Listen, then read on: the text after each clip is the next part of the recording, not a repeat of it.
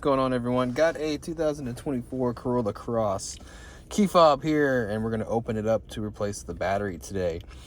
So what you're going to want to do is turn it over. There's a sliding button right here, and we're going to slide it to the left like this and hold it, and then unlocks the emergency key. Okay. Now if we look inside of the key fob here, there's a slot where the emergency key came out. We're not going to use this slot. We're using this little bitty slot right next to it. All right, we're going to put the screwdriver in here. The screwdriver doesn't go very far in it. It's just the tip of it pretty much.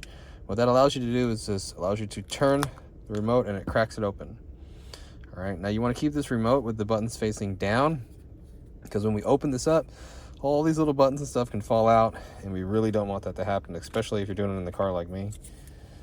So we can go ahead and take the cover off. Here's what we have, and you can see how all this is very, very loose. Okay, so we're going to want to hold on to it. We can remove the battery here at the bottom, just give it a little bit of a pry underneath it. And the battery size is a CR2450, positive sign facing out towards us.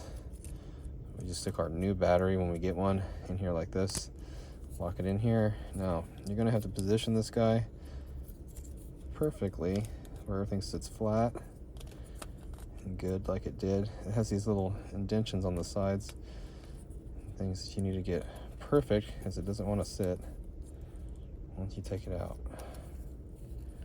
Let's see here.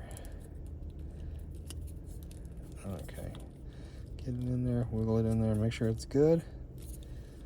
Now if you need a battery, I'll have a link down in the description box where you can get this size battery pretty cheaply on Amazon, so check that out. If you don't want to go to Walmart or somewhere, you just use Amazon. This thing doesn't feel right. Let me see if I can. Let me go ahead and pull out this seal. You can see how these buttons, those are the buttons I was talking about. And I'm going to go ahead and wrap it around here. So it didn't feel like it was sitting very flat. So you need this seal to get all the way around the board. Stretching it around like that. Okay, that's gonna work out a lot better. Now we can stick this back in here. Toyota wants this to be like weather tight, so then we get the back plate, put it on the top first, work our way down and just snap it together.